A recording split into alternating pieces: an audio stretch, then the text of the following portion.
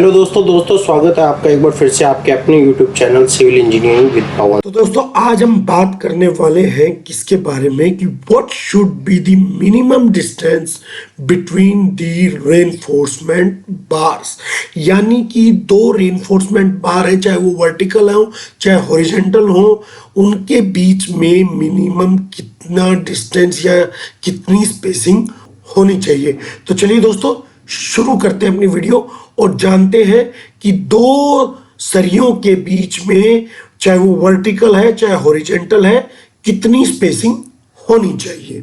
तो दोस्तों सबसे पहले बात करते हैं हॉरिजॉन्टल बार्स की कि हॉरिजॉन्टल अगर बार्स है तो उनके बीच में आपस में कितनी दूरी होनी चाहिए। तो हमारा ये हमने एक आईएस कोड से लिया हुआ एक स्क्रीनशॉट लगाया हुआ है और आईएस कोड 456/2000 क्या बोलता है वो इसके अंदर लिखा हुआ है और इसी चीज को हम आगे जो है एक्सप्लेन करेंगे। पहले हम देख लेते हैं कि आईएस कोड जो है वो क्या बोलता है, जो स्पेसिंग्स है इंडिविजुअल बार्स की जो स्पेसिंग है उसके बारे में। तो ये इसको पढ़ते हैं और फिर आगे इसको एक्सप्लेन करेंगे हम।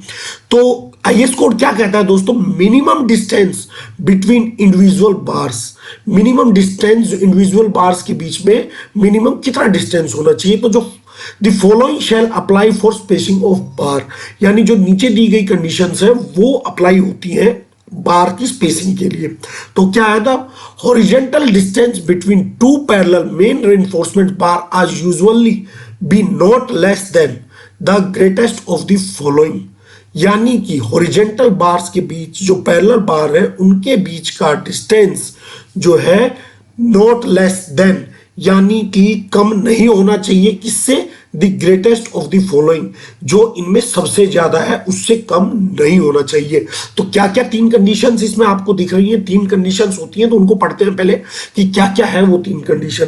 तो दोस्तों पहली कंडीशन हो गई है the diameter of the bar if the diameter are equal. तो किससे कम नहीं होना चाहिए कि बार के डायमीटर से कम नहीं होनी चाहिए स्पेसिंग, अगर सारे जो बार्स हैं, सारे जो सरिये हैं वो सेम डाया के हैं तो उसके डाया से कम स्पेसिंग नहीं होनी चाहिए। तो एक कंडीशन तो ये हुई। अब चलिए आगे बढ़ते हैं और जानते हैं दूसरी कंडीशन के बारे में। तो बच्चों दोस्तों दूसरी कंडीशन हो गई है the diameter of the larger bar if the diameter are unequal.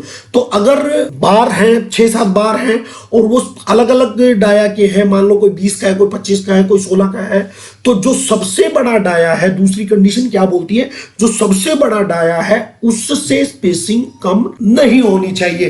तो ये एक दूसरी कंडीशन भी इसकी हो गई है। तो तीसरी कंडीशन पे आते हैं दोस्तों। तीसरी कंडीशन हो गई 5 mm more than the nominal maximum size of coarse aggregate. यानी जो हमारा कोरस एग्रीगेट है, जो सबसे बड़ा कोरस एग्रीगेट है, उससे 5 mm ज्यादा।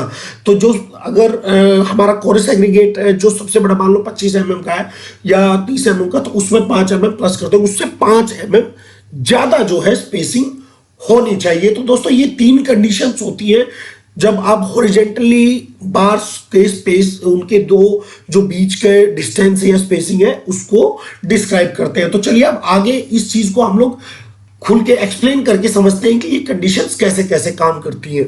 तो दोस्तों तीन कंडीशंस हमने देखी थी हॉरिजॉन्टल जो बार्स है उनके डिस्टेंस के लिए। तो अब चलिए अब उनको एक्सप्लेन करते हैं, उनको खुल के समझते हैं कि वो कैसे कैसे जो हम लोग उसको यूज कर सकते हैं या कैसे हम उसको अप्लाई कर सकते हैं। तो दोस्तों चलिए पहली कंडीशन के बारे में बात करते हैं कि इक्वल डायमीटर बार्स।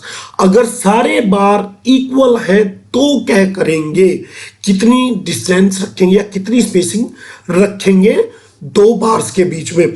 तो दोस्तों ये हमने एक पिक्चर बनाई हुई है, इसके अंदर हमने जो बार्स हैं वो लिए हुए हैं 20 mm के। 20 mm के 4 बार बॉटम में है और 2 बार ऊपर है। तो ये चारों बार जो बॉटम में है 20 mm के, इनके बीच की डिस्टेंस हमें मेंटेन करनी है कितनी, 20 mm। यानी कि जो बार का डाया है 20 mm उससे कम ये नहीं होनी चाहिए। तो दोस्तों as shown in the above drawing, if the bar space horizontal are equal dia, तो 20 mm spacing as per the condition 1 is 20 mm, यानी कि 20 mm का अगर बार है तो कंडीशन 1 के हिसाब से जो हमने पीछे देखी थी उसके हिसाब से 20 mm जो डिस्टेंस है हॉरिजॉन्टल बार्स में वो होना चाहिए।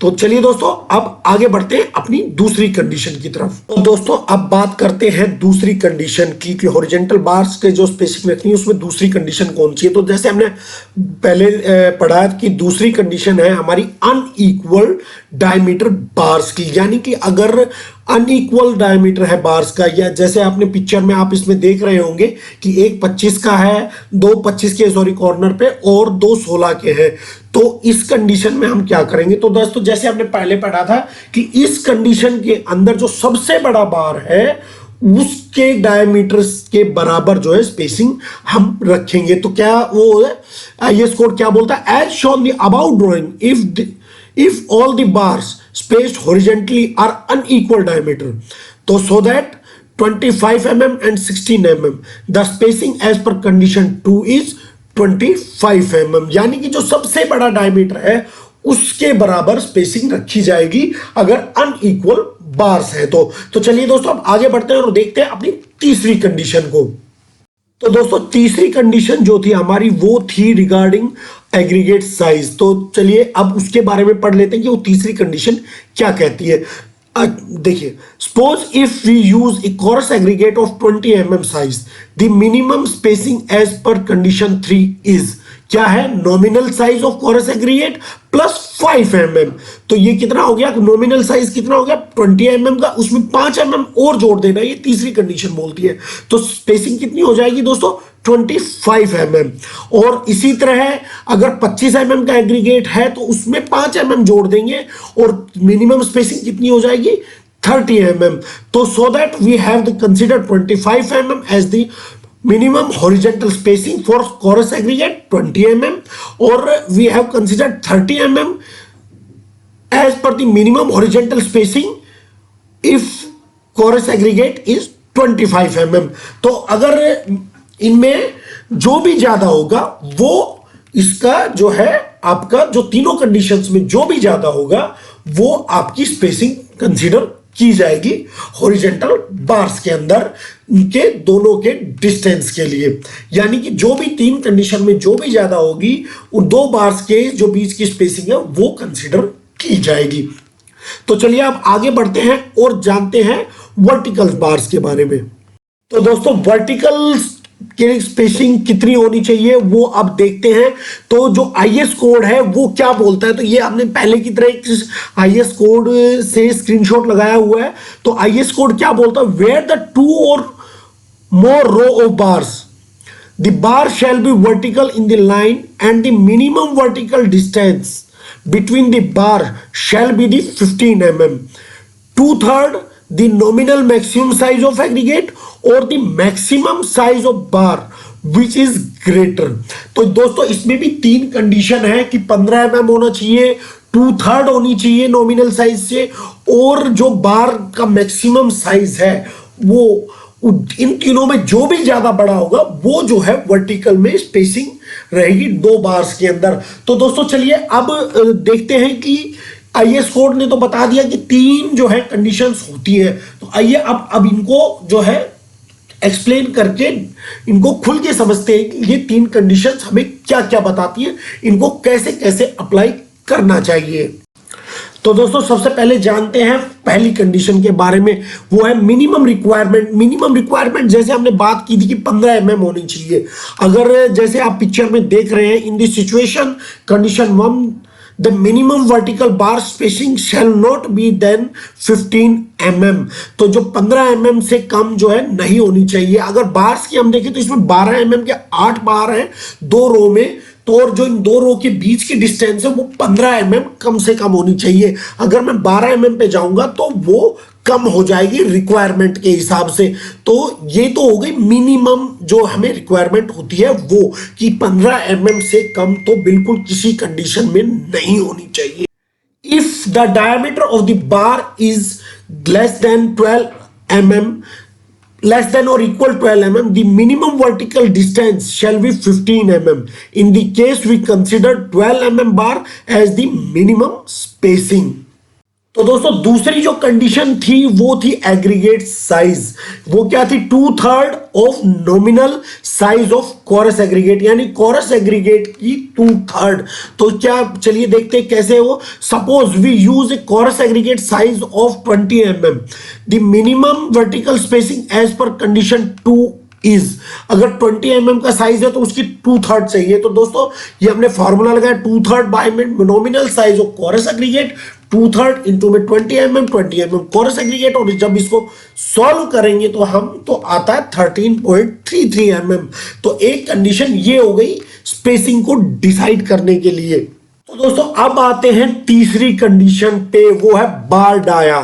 तो ये हमने एक पिक्चर बनाई हुई है, इसके अंदर 20 mm के जो है 8 बार्स हैं और इनकी स्पेसिंग जो है हमने आपको 20 mm दिखाई हुई है। तो अब देखिए क्या किया जाएगा इसमें। As we observe in the above drawing, the diameter of vertical layers of the bar is 20 mm, the minimum vertical spacing shall be equal to the bar dia 20 mm। यानी कि अगर जब बार डाया 20 mm का है तो उसके अंदर जो है स्पेसिंग 20 mm की रहेगी। Out of these 3 condition the maximum value is 20 mm, so we has a consider 20 mm as the minimum vertical spacing. तो दोस्तों अब देखिए इसमें हमने 20 mm दिखाया हुआ है, तो 20 mm हमने क्यों दिखाया उसकी अब बात करेंगे। बात ये कि जैसे मैंने बताया अभी कि 3 कंडीशंस हमने लगाई एक कॉलम के स्पेसिंग को डिसाइड करने के लिए, और इन 3 कंडीशन में 20 mm जो है वो सबसे ज्यादा है। तो अगर जब 20 mm सबसे ज्यादा है तो हम जो है इसके अंदर जो स्पेसिंग है वो 20 mm कंसीडर करेंगे कि 20 mm का जो है हमें स्पेसिंग रखनी है, क्योंकि दोनों की 3 कंडीशन में जो भी सबसे ज्यादा होगी वो जो है स्पेसिंग के तौर पे हम इस्तेमाल करेंगे कॉलम के अंदर या वर्टिकल बार्स के अंदर। तो दोस्तों अगर वीडियो अच्छी लगी हो तो वीडियो को प्लीज लाइक कीजिए, शेयर कीजिए, और हाँ कमेंट जरूर कीजिएगा कि कैसी लगी आपको वीडियो। और हाँ जाते जाते एक रिक्वेस्ट और भी कि चैनल को सब्सक्राइब जरूर कर लीजिए, नीचे लाल बटन को प्रेस करके साथ में बेल आइकन को भी दबाइएगा, ताकि आने वाले समय में लेटेस्ट अपडेट और ऐसी ही इंजीनियरिंग, सिविल इंजीनियरिंग से रिलेटेड जानकारी आप तक पहुंचती रहे सबसे पहले। तो मिलेंगे नेक्स्ट वीडियो में, तब तक के लिए अपने होस्ट और दोस्त पवन यादव को इजाज़त दीजिए। Okay, tata, bye bye.